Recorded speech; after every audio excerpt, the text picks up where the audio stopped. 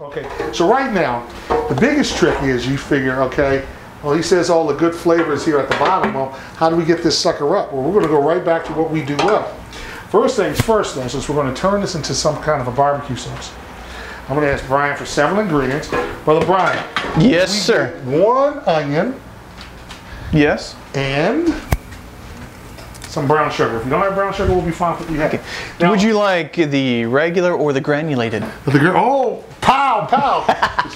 Now, once again, this is kind of a show, you know, we talked before about what goes into. I don't have any real specific recipe for how this is going to come out, but all we're going to do now is we switch up. I'm going to actually ask you to take the same pan that you cooked with, and we're going to turn some heat on underneath it. Now, notice, barbecue sauces, really, you know, there's a whole lot of versions. Some folks like theirs thick, some folks like them thinner, some are more acidic, some are sweeter, some have more tomato product. It just depends on what region of the country you're in. Or what your flavor is. Or what your flavor palate is. We were saying in Texas, they don't even like the sauce. It's just about the rub. Right. Carolina, they like vinegar.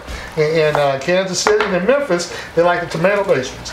Sauce is the boss back home. Can you hear it? I always tell folks you have to cook with all your senses. And right now, you don't want to sniff too close because that grease pops. No, that's what I'm saying. Can you hear it? That's what I can feel it. I can feel it. Can you feel it? All right, so what we're going to do, we're going to actually turn it down a little bit, put that pork fat that's in there, because we're going to actually get our sauce started here, then we're going to transfer it to a pot. Okay. We're simply going to take our onion. It doesn't matter whether you slice it, dice it. It doesn't matter. Ooh, that's a very sharp knife. So it doesn't matter if you have a ginsu or just a regular knife? No, it doesn't matter. Right. Okay. Just get the onion in there. That fat is going to help us saute it. We'll use 1 whole onion. Oh, this is good. That smells good. That's that. I think there's a big chunk of bone in there too. That's going to go nice. So once again, we've got an onion in there. And it doesn't matter what you put in because we're actually going to strain all of this out. Listen, not to worry, not to worry. You can leave, you can leave it in or strain it out. We're not going to worry about taking the skins off or anything. We're just going to roughly chop them up. I can sit here and drink beer and watch you cook all day. You know, I can sit here and drink beer and watch me cook all day too. Whoa! So I like it bubbling, blistering, boiling. And once again, you can adjust the heat. But you see those onions getting sauteed? Look, yeah. You're starting to pull up some of that. Oh, yeah. See, look at that. You can see where all that was stuck on the bottom before. Now it's getting hot and it's coming up. We're going to release it some more. Every time we add more liquid to it, it's going to pull it up. So that's right. All these things are going in here in big chunks because we're just getting the flavor out, right? That's all we're doing. That's all we're doing. It's more we should call the show Education of Brian. Education. Well, until we go outside, we throw the ribs on and it'd be. Now, this is where we're going to what we call deglaze. You can actually use red wine. Here we're going to use a combination of things. We're going to use acid. Here we're going to use a little bit of balsamic vinegar just to pull it up. Okay. It's every barbecue sauce, we just want a little bit, and that's just to give it that dark, rich color. But then we're going to go with the apple cider vinegars. Oh, that'll be good flavor in there, yeah. A little bit of red wine vinegar. I could have handed those to you. Oh, I'm sorry. I'll tell you what you can hand. And then we're going to use some of your beer. Once again, we start. Mine or yours? Oh, well, see, I've been drinking all night. So we're just going to. I've got more left, all right. All right, I will give up a little of my beer for the sauce. Now, it doesn't matter that he's drinking and putting in the sauce. The heat's going to kill it anyway. Come on, pour some of that beer on in there. A little for me, a little for my friends. One for Julia, one for Brian. And beautiful. Now we're going to bring this whole thing up to a boil. That was a really bad accent. Let's get that was. I'm actually glad that I can't do a good Julia job. What do you need? What do you need? Let's use something. Oh, here we go. Just a spoon. That's a lot of spoons. While this is working, I don't know if we can get it tight up here, but while it's cooking, okay, can the camera see it? Why don't you tilt that into the camera? You see we're starting to get all the good stuff off the bottom. We're starting to make a nice little sauce here. So let's put this back down. Now, Brother Brian, do we have any garlic, fresh garlic, or granulated garlic, or any kind of garlic? Hey, why don't you just chop up 2 cloves of garlic or so? All right. Let's get that right in here. Then also, I'm going to find if you have a little bit of tomato paste. But if you don't have it, don't worry about it. You know, I probably do. Just going to add a little tomato paste to it. Now, this sauce, too, is something that we actually want to do in advance. As we were driving up today to actually park to come to the house, a friend of both you and Steph, Brian, met me out in the driveway, and he was asking about making barbecue sauce. He goes, mine never come out right. I'm like, you know why? Because we as Americans are so and to want to do things fast. You want fast food, you want fast service. Some things just gotta cook slow.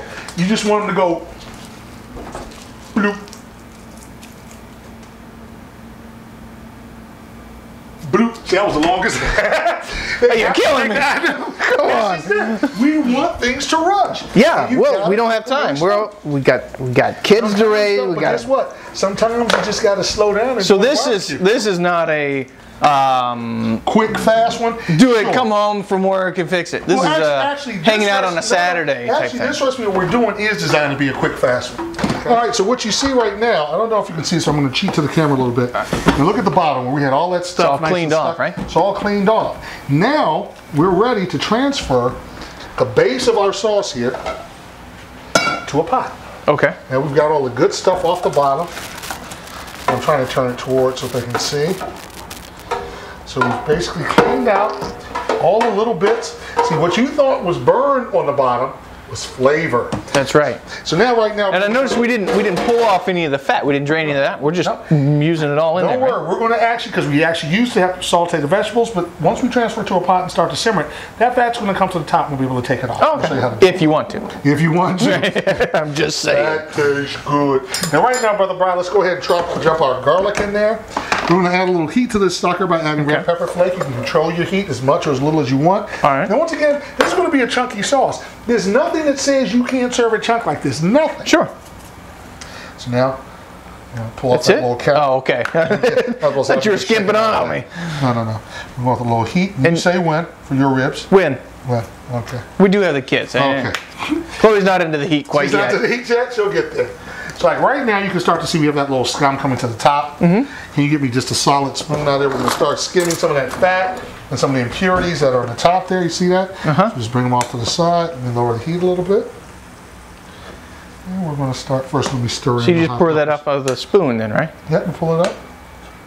Just some of the impurities. Tilt it if you want to. Tilt it to the side. Get all this scum. A lot of folks call it scum. The French word for it is dépouillage. Dépouillage. They always make things sound so fancy. I was about to say it's because of the fake accent. That's right. No, the other one works better. Sounds like I'm going through puberty, I know. So now we're going to add some brown sugar. How much? Just kind of eyeball. It looks about a cup. Oh, I don't know, maybe 3 or 4. There's a whole lot of lumps. Good, you just put it in there to take till the vibrations. No, exactly. What Brian is referring to is Vibration Cooking, a book written by Vernon May Groves. So we've got this thing working. This is the base of our sauce. Meanwhile, let's stir in some tomato paste, which is what's going to give it its red color. And a little more flavor. And a depth of flavor. That's where the bulk of your tomato flavor is going to come. Okay. And now to this, our special ingredient is going to be what? What do we have sitting over there, Brother Brian? Millions of peaches. Peaches for me. Now first, we're going to show you how to peel those peaches, but that's not really necessary, so we're going to strain it out. Okay. So we've got all this working together. So do we just slice it? Just pull them on off, slice them, let's throw our peaches in there. Because our peaches are also where we're going to add some of the sweetness. That's why we didn't have to put as much sugar in. Now, I don't know if we can get a cheat shot here. Take a look at how our sauce is starting to shape up. We're going to let this cook nice and slow. So we're going to bring it to a boil, lower it to a simmer, and then as it gets going to the bloop, bloop, we know we're getting close. Okay. Big chunks? Oh, it doesn't matter. Okay. Oh, that's right. We're going to strain it out anyway, right? And they're going to cook down, skins and all. So we're basically making a spicy peach barbecue. At this point, you can already see it's starting to get thicker. Ooh. Let's take a taste.